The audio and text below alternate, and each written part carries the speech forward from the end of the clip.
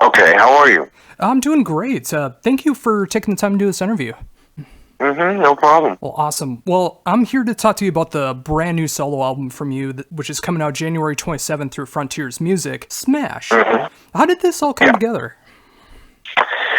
Well, the record is a long time process. It was actually titled something else and was going to be released over a span of months as a four-song, four EP episode, 1 through 4 thing. And then I got involved with Bo Hill, Ratt producer, to mix and master a song, which he did, which was brilliant. And then as we were on and off the road recording, I've got interest from Frontiers, and I just jumped tracks and decided, okay, now we're doing a full record, Magic 13 number, let's go. We have one song in the can with Bo, and took it from there. So over a process of about a year and a good 3 months on and off in the studio, we completed our feat, so to speak, smash.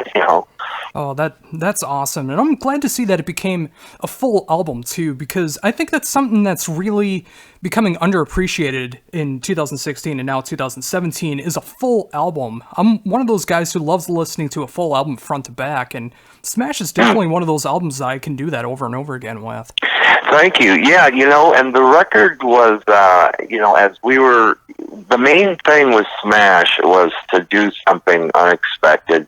And I've said it before, it wasn't meant to be a mind crime or anything. There's still fun stuff in there, lollipop and this and that. But I did want to dwell into some things that were pretty interesting and have the music to back it, have an ebb and flow, light and dark, Zeppelin 3 per se, Immigrant Song needs that's the way. I wanted the songs to actually have a lot of substance, a lot of breathing room, back to basics kind of a thing. And, it was very time consuming, and we wanted to make sure, again, like I said, every song had the same attention, which was the most important. And, in doing so, we worked pretty hard on it. And what's cool is I never like putting lyrics in records. I like people to figure out what I'm saying, so they can listen to it over and over and really get into the music. I've only done it twice. Ratt Detonator record, I put the lyrics in, and Smash. And I'm glad I did on Smash because the subject and the lyrics and what I'm talking about in there, are really interesting. It's not what people I think are going to or think they're going to expect. It's the unexpected. Yeah, and that was one thing I was definitely going to bring up too. Not just musically, but lyrically as well, is this hits so many directions that I wasn't necessarily expecting to come through on this album, which I really appreciate because it does have that ebb and flow feel to it. Like you said, like the dark, the light, the heavy, the more melodic, the catchy, all of that great stuff throughout the album. Mhm. Yeah, thank you. And also it's very important, and I like the idea of the album too. I could release a song every day, period. It's just because I like to write and create, but to concentrate on a full record is not. It's part of course still, but not really. I think people just kind of throw things together. And the sequence of this record is very important too, because there is a beginning, a story, and an end. So it was a very thought process, but we did want it to, I did want it to have some kind of impact, as in whoa, what's going on here?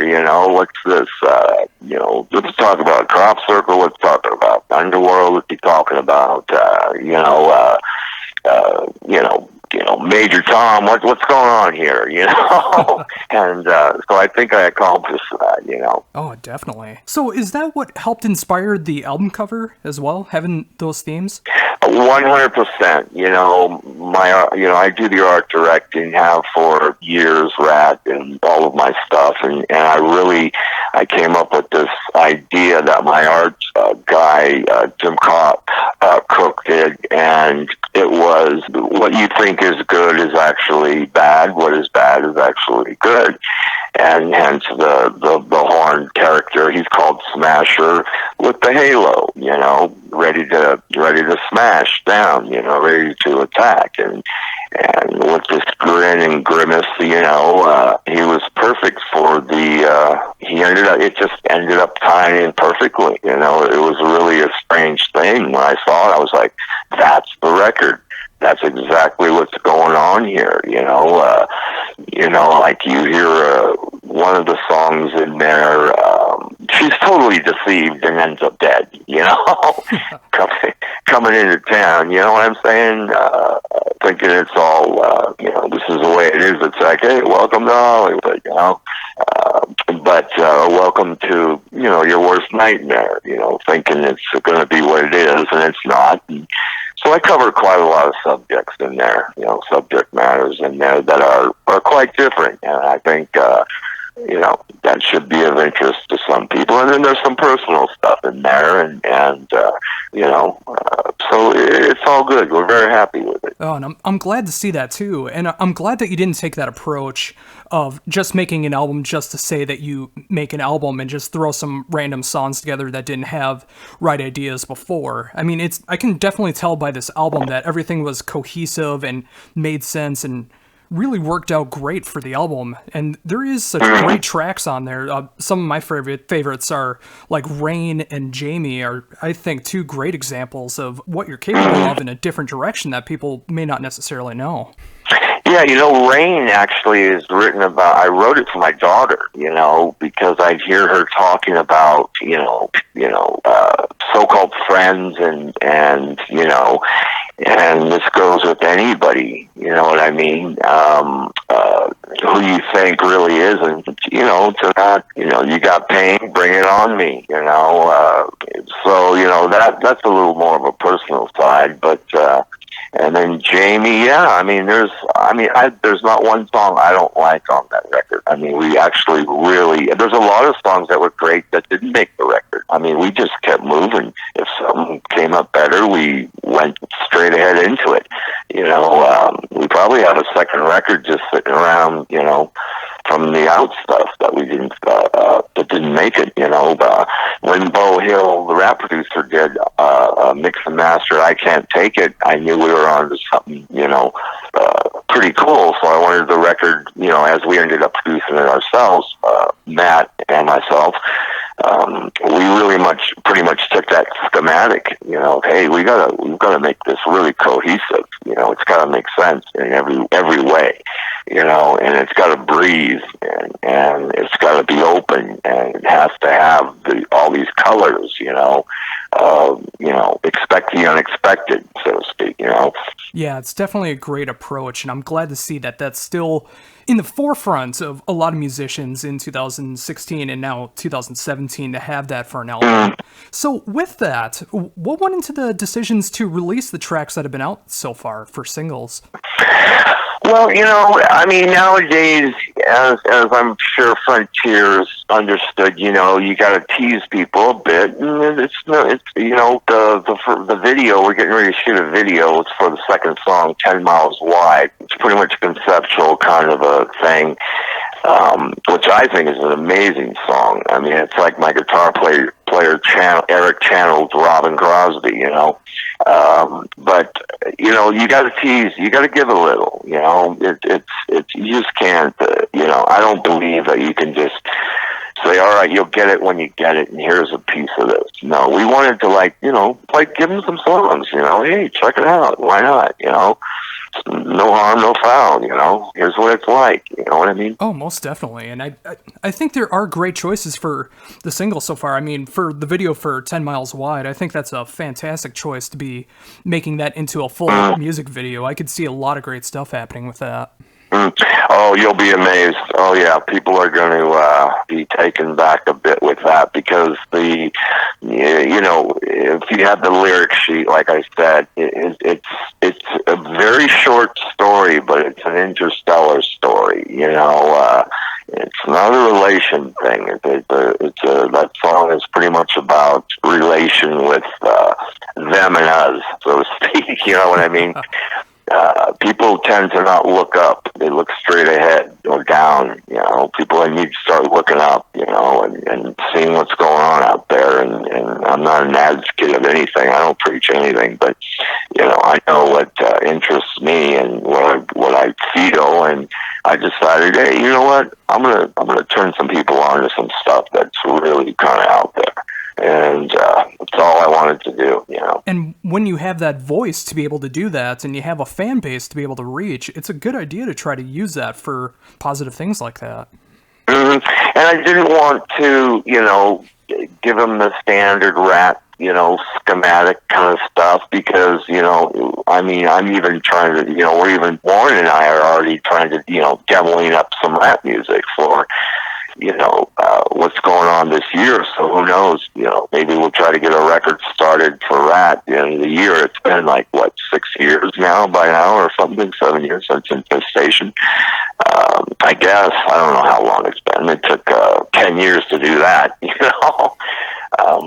But, you know, that's a whole nother animal in itself, you know. With my solo stuff, I have a tendency to go into another place, you know, that I'm not expected to with, you know, Ratt audience.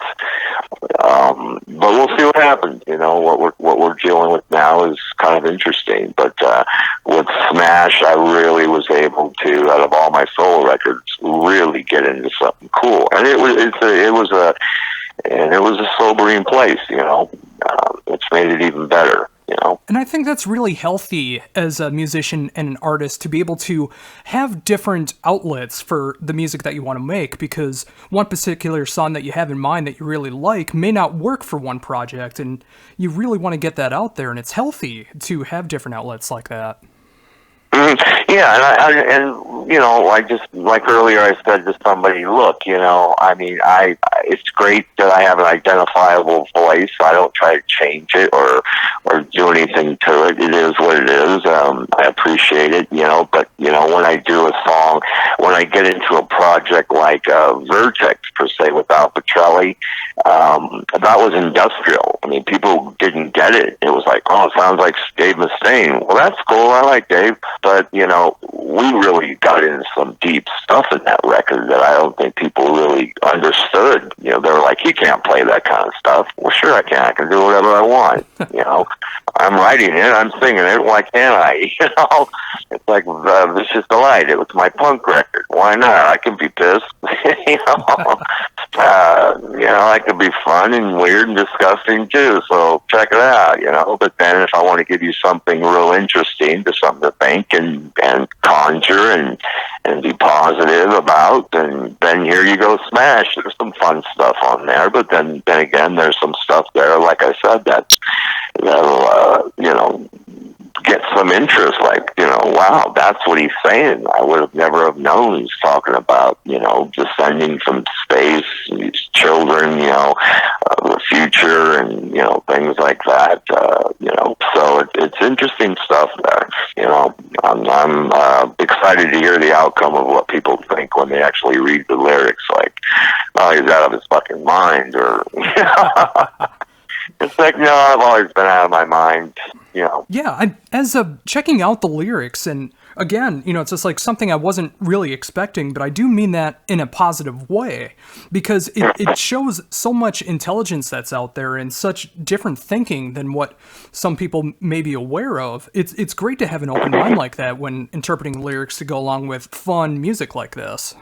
Well, I mean, for example, you know, Shut Down Baby, you know, totally influenced by Zeppelin, who I'm very influenced by. I mean, look, I'm talking about, you know, A Stairway to Heaven. I'm talking about, you know, meeting this woman with diamonds in her hair. Come, you know, see little circles, I'll take you anywhere. You know, there's little stories, you know, with a good outcome, something else to think about then, you know, hey, you know, give me that girl and have a drink and let's go, you know. get in the car and let's go fast and crash, you know. Oh, awesome. Well, But then you got Lollipop, you know, which is a total tongue-in-cheek. Hey, you know, hey girls, I'm talking to you, you know. Give me a hell yeah, you know. yeah, that is one of the more straightforward songs on the album.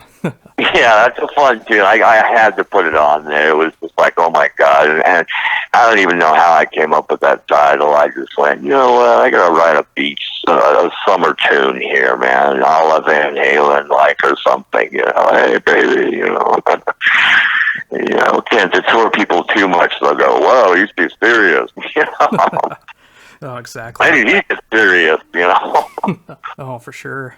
So, I imagine with the new solo album, which is coming out January 27th through Frontiers, that there would be some solo dates that are going to be coming up this year, right? Oh yeah, we start. We've got a Rat Day coming up here on the 11th of next month, and followed by Smash shows, and then I've got a bunch of a good dozen shows already. Stephen-Pearcy.com. They're right there on the front page, and we keep adding more dates as we're adding. You know, Ratt is headlining M3 this year, so it's what I'm calling Smash Rat and Roll. You know, year. You know. Oh, very cool. And yeah, actually, that show that's coming out February 11th is right in my neck of the woods at Treasure Island Casino in Red Wing, Minnesota. Definitely want to try to make it out to that one because you and Great White, that sounds like an amazing time. Yeah, I think that's the Mark Kendall Great White, if I'm correct. I think it's the Mark Kendall one. Yeah, that's good. Those are good guys. Hey, look, I don't care. Whatever, man. All I know is, you know, just put me out there and I turn it and I flip that switch and away we go, you know. Yeah, that's the way it should be, too. I mean, just go out there, put on an amazing show, and let the fans be satisfied with the show that they're going to see. Mm-hmm. And when we do the Smash shows, we'll be playing, of course, we'll Rat and Roll and maybe play an arcade song. And, you know, then again, I love doing a cover of a Priest or an Aerosmith or, you know, what I'm a fan of. And then we're going to be playing about 3 or 4 songs off Smash and maybe throw down an acoustic thing. I don't know. It's up in the air, you know. I'm very diverse these days in how I approach things. It's about having a good time. I don't take this all too seriously, you know. I take the business seriously, but when it comes time to getting out there, just sound as best you can and do your gig and have fun, you know. Yeah, exactly. I mean, you don't want to be in it and just grudging everything about touring or doing one-off shows or doing these shows that you don't want to play. I mean, you're at that position where you can choose what you want to do, whether it's with Ratt or with the solo gigs. You got to be happy when you do them. Yeah, it's a good thing, you know, and they're two different animals, like I say, you know, my solo band, we're a little more, you know, heavier and so that gets the yah-yahs out, and, you know, but I always say to people, you know, if you really want to hear the record, hear the record. If you know, I'm old school. I come from the Zeppelin, early Aerosmith, you know, Judas Priest, Blue Oyster Cult, they just went out there and they did their gig, and it was different every night, and that's how you that's how you entertain yourself. You know, if you go out there with the same schematic every night, it could get a little boring, you know. Hence, if I forget what city I'm at, well, that's good for me. I don't want to know. I'm there to just have a good time, you know. Yeah, exactly. I mean, the fans are there to be able to see you, and you don't want to have too much pressure on you already with already playing a show. You just want to go out there and have fun. Yeah, we do. You know, we really do. You know, so I mean, I do nowadays because, you know, it's like, look, there's other things that interest me in life these days. Ratt's 34 years old, I believe, or this year. You know, I've been doing the solo thing since '92, pretty much, and you know, I still get a kick out of writing and getting out there and meeting people and what I call yelling. And I don't claim to be some vocally trained guy. I just go out and have a great time, you know? Yeah, exactly, and that's what it's all about. Mm-hmm. Well, Stephen, thank you so very much for taking the time to talk to me for my first interview of 2017. It's an honor to have you do this interview for me to promote the brand new solo album Smash, which is coming out January 27th through Frontiers. Before we're done, is there anything else you'd like to mention that I haven't brought up yet? Once again, I appreciate everybody lending an ear, open your eyes, and widen up, and like I said, it's going to be a smash Ratt and roll year. I appreciate, people that still into what we're doing, what I'm doing, and I'm still having a good time, man. As long as I have a good time, come to the party, that's what it's about.